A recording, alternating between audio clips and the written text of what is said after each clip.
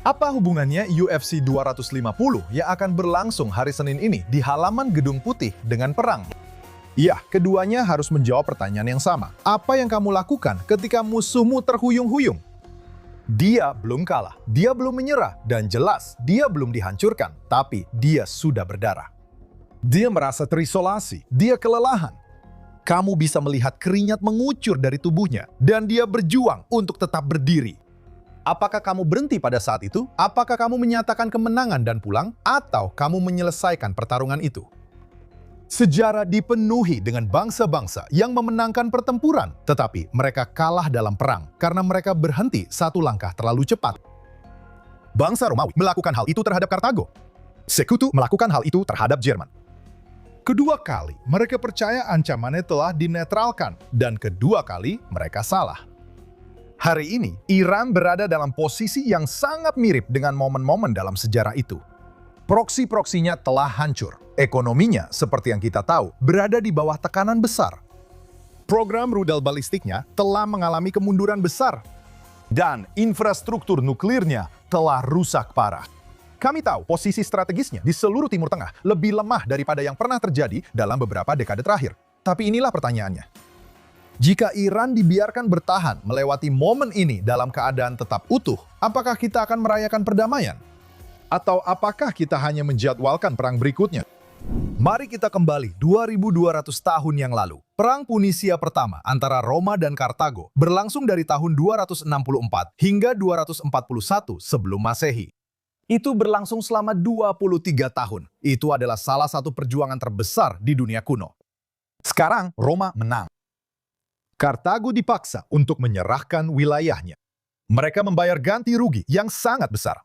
Angkatan laut mereka sebagian besar dihancurkan. Ekonomi mereka rusak. Bagi banyak orang Romawi, ancaman dari Kartago tampak sudah berakhir. Tapi Roma membuat kesalahan besar. Mereka membiarkan Kartago tetap hidup.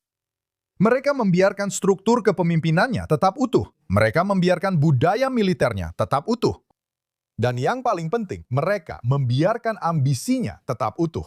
Mereka juga meninggalkan satu generasi muda Kartago yang bertekad membalas penghinaan mereka. Salah satu dari pemuda itu adalah Hannibal, salah satu jenderal terbesar dalam sejarah militer. Sementara Roma merayakan kemenangan, Hannibal mempersiapkan balas dendam. Selama hampir 20 tahun, ia membangun kembali Kartago. Ia tidak melakukannya secara terbuka. Ia tidak melakukannya secara dramatis. Dia memiliki kesabaran. Dia melakukannya dengan sangat metodis, dengan tujuan jangka panjang. Lalu, datanglah Perang Punisia kedua. Hannibal menyeberangi pegunungan Alpen dengan gajah kali ini. Dia menghancurkan pasukan Romawi di Trebia, di Danau Trasimene, di Cannae. Seluruh pasukan Romawi lenyap dari peta. Roma nyaris hancur oleh Kartago, lebih dari kapanpun dalam sejarahnya. Dan pelajaran sejarah bagi para pemimpin militer dan sejarawan adalah bahwa perang pertama tidak mengakhiri ancaman tersebut. Itu hanya menundanya. Roma akhirnya menang karena mereka belajar dari pelajaran itu dan kembali untuk menghancurkan Kartago serta memusnahkan mereka secara permanen dalam Perang Punisia ketiga. Namun, Roma membayar harga yang sangat mahal karena mereka berhenti terlalu cepat pada kali pertama. Sekarang, mari kita maju cepat, 2000 tahun. Mari kita pergi ke tahun 1918. Jerman kalah dalam Perang Dunia I. Kaisar Jerman sudah tidak berkuasa lagi. Ekonominya benar-benar hancur. Militer dibatasi. Dan sekarang, para pemenang datang dengan perjanjian Versailles dan mereka memberlakukan hukuman yang sangat berat kepada Jerman. Banyak pemimpin percaya bahwa Jerman telah dinetralisir selama beberapa generasi, tetapi Jerman sendiri tetap utuh. Basis industrinya memang mengalami kemunduran, tetapi tetap ada. Basis ilmiahnya tetap ada. Identitas nasionalnya tetap ada. Yang paling penting, Jerman tetap menyimpan rasa sakit hati dan rasa terhina. Ya, benar bahwa Versailles melemahkan Jerman, tetapi itu tidak mengubah Jerman. Sama seperti Roma setelah Perang Punisia pertama tidak mengubah Kartago. Perang Dunia Pur tidak menghilangkan ideologi yang telah mendorong terjadinya konflik tersebut. Itu hanya menunda bab berikutnya. 20 tahun kemudian, seperti yang kita ketahui, Adolf Hitler muncul. Jerman sudah membangun kembali. 20 tahun kemudian, Jerman sudah membangun kembali. Mereka sudah mempersenjatai diri kembali. Mereka sudah melakukan reorganisasi dan melancarkan perang yang menewaskan puluhan juta orang. Tentu saja, 6 juta orang Yahudi tambahan dalam peristiwa Holocaust. Musuh yang dikalahkan belum tentu menjadi musuh yang berubah. Bahkan, terkadang kekalahan justru menciptakan kondisi untuk balas dendam. Sekarang, mari kita lihat Iran. Selama bertahun-tahun, Iran membangun apa yang banyak orang sebut sebagai lingkaran api di sekitar Israel, termasuk Hamas, Hizbullah, milisi Syiah di Irak dan Suriah. Houthi, Jihad Islam Palestina, sebuah jaringan besar yang dirancang untuk mengepung Israel dengan tekanan dan kekerasan. Sekarang, 7 Oktober seharusnya menjadi, menurut pandangan mereka, awal dari realitas regional baru tanpa Israel. Sebaliknya, yang terjadi justru sebaliknya. Hamas telah hancur, Hizbullah telah mengalami kerugian luar biasa, sebagian besar infrastruktur regional Iran telah dibongkar. Rezim Assad di Suriah telah tumbang. Komandan dan pemimpin Iran telah dieliminasi, fasilitas strategis telah diserang. Dan sebagian besar infrastruktur rudal dan nuklir Iran telah mengalami kerusakan signifikan. Faktanya, Iran saat ini lebih lemah daripada kapanpun dalam beberapa dekade terakhir. Sungguh luar biasa. Namun, itu tidak berarti Iran telah dikalahkan. Itu berarti Iran rentan. Dan musuh yang rentan seringkali menjadi musuh yang berbahaya. Selama beberapa dekade, Iran memiliki senjata strategis selain rudal, yaitu Selat Hormuz. Sekitar 1/5 pasokan minyak dunia secara tradisional melewati jalur air sempit ini. Kemampuan Iran untuk mengancam Hormuz memberinya pengaruh yang sangat besar. Itu berfungsi sebagai ATM geopolitik bagi Iran. Setiap ancaman terhadap Hormuz meningkatkan kecemasan global. Setiap gangguan terhadap jalur air itu meningkatkan pengaruh Teheran. Tapi sekarang kita sudah sekitar 2 bulan berjalan. Dan tebak apa? Dunia sebagian besar sudah beradaptasi. Arab Saudi memperluas kapasitas pipa East-West seperti yang sudah kita bicarakan di podcast ini. Uni Emirat Arab mengembangkan jalur yang menghindari Hormuz. Pasar energi telah terdiversifikasi. Koridor transportasi alternatif telah berkembang. Kamu tahu, Iran masih punya pengaruh, tapi mungkin hanya setengah dari yang dulu. Dan itu terjadi hanya dalam 2 bulan. Faktanya, kemampuan Iran untuk menyandra ekonomi dunia telah berkurang seperti belum pernah terjadi sebelumnya. Dan bisakah kita bayangkan jika Israel tidak menghancurkan program nuklir Iran? Begitu Iran mendapatkan bom itu, bagaimana daya tekan mereka atas Selat Hormuz? Jika kita mengeluh tentang harga $7 per galon, bayangkan $20 per galon. Siapa yang akan menantang Iran ketika mereka memiliki senjata nuklir yang diarahkan ke Selat Hormuz? Saya tidak melihat ada yang berani menantang mereka. Tapi sekarang, kita telah menghancurkan sebagian besar program nuklir mereka, dan Presiden Trump telah mengambil alih kendali atas Hormuz, dan itu telah mengubah kalkulasi strategis. Rezim itu sekarang kehilangan alat-alat yang dulu mereka miliki.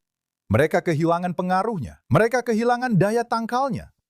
Dan yang paling penting, IRGC kehilangan pilihannya. Kamu tahu, ada pepatah dalam tinju, momen paling berbahaya bagi seorang petinju. Bukan saat lawannya paling kuat, justru saat lawannya sedang terluka. Saat lawan tahu, dia sedang kalah. Karena saat lawan tahu dia sedang kalah, dia jadi bersedia mengambil risiko yang sebelumnya tidak akan pernah dia ambil. Iran hari ini mirip dengan seorang petarung yang bersandar di tali ring. Pertanyaannya adalah, apakah rezim melihat ini sebagai kemunduran sementara atau ancaman eksistensial? Jika rezim percaya bisa bertahan, sejarah menunjukkan mereka akan membangun kembali. Iran akan beradaptasi. Iran akan mempelajari kegagalannya jika dibiarkan bertahan. Orang-orang Iran itu cerdas. Mereka akan mendesain ulang militer mereka. Mereka akan meningkatkan program rudal mereka. Mereka akan mengejar teknologi-teknologi baru. Iran akan mencari aliansi-aliansi baru dan akan bersiap untuk putaran berikutnya. Itulah yang persis dilakukan oleh Kartago. Itu juga yang dilakukan oleh bangsa Jerman. Dan tidak ada alasan, dan mungkin tidak ada contoh sejarah, mengapa mereka akan melakukan sesuatu yang berbeda. Ada poin yang sangat penting ketika kita berbicara tentang perang, geopolitik, yang sering terlewatkan di Amerika Serikat dan Eropa. Israel bukan sekedar negara bangsa modern biasa. Israel tidak didirikan pada tahun 1948. Israel didirikan 4.000 tahun yang lalu. Israel adalah bangsa pribumi kuno yang telah hidup bersama musuh-musuhnya di wilayah yang sama selama 4 milenium. Kami diserang oleh Firaun. Kami diserang oleh bangsa Asyur, tentara terkuat di dunia pada masa itu. Oleh bangsa Babilonia pada tahun 586 sebelum Masehi, ketika mereka adalah yang terkuat saat itu. Oleh bangsa Yunani ketika mereka adalah yang terkuat saat itu. Dan oleh bangsa Romawi ketika mereka adalah yang terkuat. Kemudian oleh tentara salib, dan pada akhirnya orang Yahudi diserang oleh Nazi. Sekarang, Israel sedang diserang oleh gerakan jihadis radikal modern. Kekaisaran telah datang dan pergi. Bangsa Yahudi tetap bertahan. Negara Israel telah belajar pelajaran mengapa. Kita tidak bertahan karena kita selalu lebih kuat atau lebih besar, tetapi karena kita belajar sebuah pelajaran. Dan inilah pelajaran yang telah dipelajari oleh negara Israel sepanjang sejarah luar biasa kita. Ketika musuh bertekad untuk menghancurkanmu, kamu tidak akan bertahan dengan berasumsi bahwa dia akan berubah. Itu tidak akan berhasil. Kelangsungan hidupmu bergantung pada apakah kamu bisa memastikan bahwa musuhmu tidak lagi dapat melaksanakan niatnya. Ini bukan sikap sinis, ini adalah pengalaman sejarah. Bangsa Yahudi telah melihat terlalu banyak kemenangan, sementara dari negara lain, dari dalam, berubah menjadi bencana di masa depan. Kami tahu apa yang terjadi ketika ancaman ditunda daripada diselesaikan. Kami tahu apa yang terjadi ketika dunia menyatakan bahwa musuh telah dilemahkan hanya untuk melihat mereka kembali lebih kuat satu generasi kemudian. Itu adalah memori nasional bagi Israel. Israel berbeda dari kebanyakan negara barat. Meskipun mereka juga seharusnya mengingatnya, banyak negara barat saat ini berpikir dalam siklus pemilu. Israel, dengan belajar dari sejarah kami, harus berpikir lintas generasi. Banyak pemimpin barat bertanya-tanya, bagaimana cara melewati 4 tahun ke depan? Israel sudah mulai belajar untuk bertanya, bagaimana memastikan masih akan ada negara Yahudi, bukan besok, bukan 4 tahun dari sekarang, tapi 400 tahun dari sekarang. Perbedaan antara perspektif kuno Israel dan perspektif jangka pendek Barat itu semakin terlihat jelas dalam perdebatan tentang Iran. Bagi banyak orang di Barat, tujuan hari ini adalah stabilitas. Bagi Israel, tujuannya bukan stabilitas, tapi tentang bertahan hidup. Dan itu bukanlah hal yang sama. Kenyataannya, hal ini menciptakan ketegangan, bahkan di dalam aliansi yang paling kuat sekalipun. Sekarang, keputusan Perdana Menteri Netanyahu untuk menyerang Iran mencerminkan perbedaan dalam budaya strategis tersebut. Operasi tersebut tidak sepenuhnya menghilangkan program nuklir Iran. Jadi, kenapa? Apa yang sebenarnya dilakukan operasi itu? Itu tidak sepenuhnya menghilangkan program rudal Iran, tetapi itu mengirimkan sebuah pesan. Pesan kepada Teheran, pesan kepada teman-teman Israel, dan yang paling penting, pesan kepada Israel sendiri. Bahwa Israel tidak akan berasumsi bahwa pihak lain akan menyelesaikan ancaman eksistensial kami. Kami tidak bisa membangun masa depan berdasarkan jaminan dari pemerintah manapun, seberapapun bersahabatnya mereka. Israel harus semakin mengembangkan kemampuan untuk mempertahankan dirinya sendiri secara mandiri. Hal ini sudah berlaku sejak tahun 1948. Dan setelah 7 Oktober, banyak warga Israel yang percaya bahwa hal ini sekarang lebih benar dari sebelumnya. Bangsa Romawi mengira bahwa Kartago sudah hancur. Sekutu mengira bahwa Jerman sudah selesai. Sejarah memberikan pelajaran pahit pada kedua kesempatan itu. Kemenangan tidak diukur dari seberapa besar kerusakan yang kamu timbulkan pada musuhmu. Kemenangan diukur hanya oleh satu hal. Oleh apakah musuh masih mampu untuk kembali. Hari ini, Iran lebih lemah daripada dalam beberapa dekade terakhir, dan kekaisaran regionalnya telah terpukul. Alat strategisnya telah berkurang. Proksi-proksinya telah dilemahkan. Program rudal dan nuklirnya telah mengalami kemunduran besar. Pertanyaan yang dihadapi Israel dan dunia bukanlah apakah Iran telah dirugikan, karena memang sudah. Pertanyaannya adalah, apakah Iran telah berubah? Karena sejarah mengajarkan kita satu pelajaran penting. Bahwa ketika musuh yang gigih tetap utuh, akhir dari satu perang seringkali menjadi awal dari perang berikutnya. Terima kasih telah bergabung bersama saya di episode podcast True Is ini.